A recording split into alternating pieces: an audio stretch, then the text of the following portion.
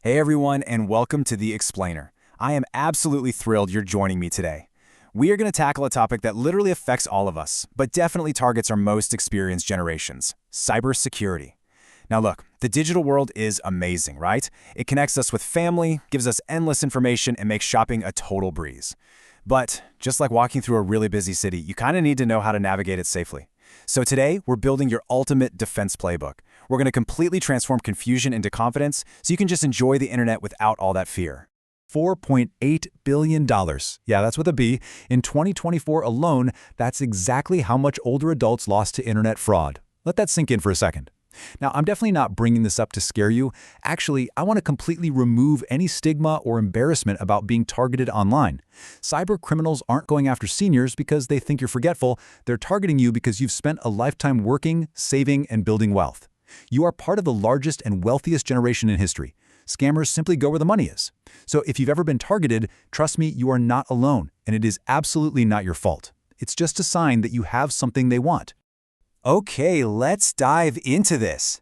Here is our roadmap for today. We'll start with the growing digital threat, tackle those unsolicited phone call scams, break down fake alerts and scareware, spot phishing and smishing, review some essential digital hygiene habits, and finally, cover exactly how to report fraud. It's a packed syllabus, but you'll leave with some really practical everyday tools. Starting off with Section 1, the growing digital threat. You know, when we think of cybercrime, we usually picture some stranger in a dark room halfway across the world, right? Well, the reality completely shocked me. A staggering 72% of elder financial exploitation is actually committed by people known to the victim. This could be family members, caregivers, or even just acquaintances. Only 28% are strangers. This really highlights why staying secure isn't just about dodging mysterious foreign emails. It's about fundamentally protecting your personal information from everyone across the board. Moving right along to Section 2, unsolicited phone calls scams. Now, what's really interesting about this is how scammers actually get you to pick up the phone in the first place. It's a tactic called vishing, or voice phishing.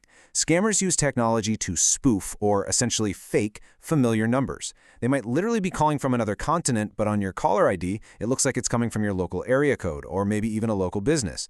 You pick up because, well, it looks legitimate, and instantly they manufacture this intense panic. They might claim your computer has a virus, or pretend to be a family member in trouble.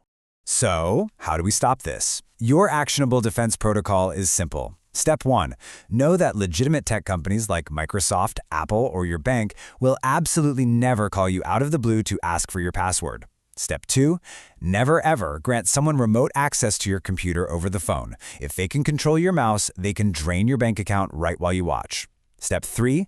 The absolute greatest tool you have. Just hang up.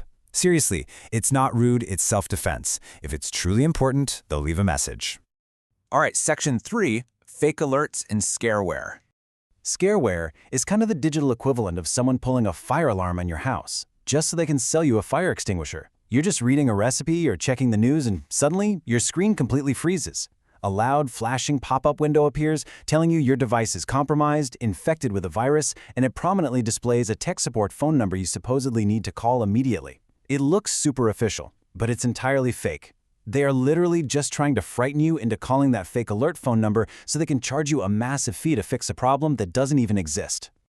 When you run into scareware, whatever you do, do not panic. Step 1, do not click the X or close button inside that pop-up window. Those buttons are actually traps, and clicking them can sometimes automatically download the exact virus they claim to be protecting you from. Step 2, obviously, do not call that fake alert phone number. Step 3, simply close your entire web browser, whether you're using Chrome, Safari, whatever, or just turn your computer completely off and restart it. Once you reboot, that scary pop-up will be totally gone. Which brings us to Section 4, spotting phishing and smishing. So phishing happens via email, and smishing, which just stands for SMS phishing, happens right in your text messages. These are basically psychological tricks. They pretend to be FedEx saying a package couldn't be delivered, or the IRS threatening a fake arrest warrant for unpaid taxes, or maybe Amazon saying your account is locked. They just want to trick you into clicking a link while you're stressed out and not thinking clearly. And this brilliantly illustrates exactly what we're talking about. Look at how easily they can fool the eye. On the top, you've got a real web address for Apple. On the bottom, a spoofed scam link. Notice the word Apple is shoved in there to trick your eye, but it actually directs to a completely different, totally made-up website. A fantastic trick here is to just take your computer mouse and hover over the link in an email without actually clicking it. The true destination will pop up on your screen, and you'll spot the scam a mile away. Keep this quick checklist of red flags in your back pocket. Does the email have spelling errors? Is the greeting generic, like Dear Customer, instead of your actual name? Does it demand urgent action? Are they actually asking for your PIN? If you see these signs, remember the golden rule. Absolutely never click the link in the message. Instead, open a brand new tab in your browser and type in the company's website yourself to check your account. Section 5. Essential digital hygiene habits. Just like we wash our hands to avoid catching a cold, these proactive daily habits build a pretty solid wall around your digital life. Start by using unique passphrases, like "My dog Henry is number one," instead of single, easy-to-guess words.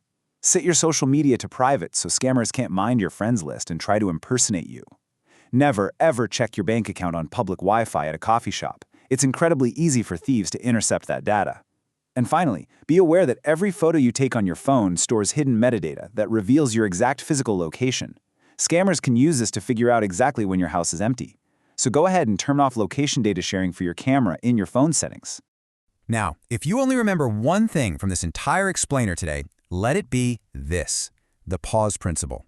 Scammers have a business model, and it relies entirely on your panic. They need you acting fast, clicking urgently, and picking up the phone without thinking. When you feel that sudden rush of adrenaline because an email says your account is locked or a caller says your grandson is in trouble, just pause. Take a deep breath. By slowing down, you instantly strip the scammer of literally their only weapon. So, the crucial point is this: if you can spot a scam, you can stop a scam. You are completely in the driver's seat. You have the power to delete the text, close the browser, and just hang up the phone. When you know the playbook, you instantly transition from being a potential target to being an empowered digital citizen. Finally, Section 6, how to report fraud.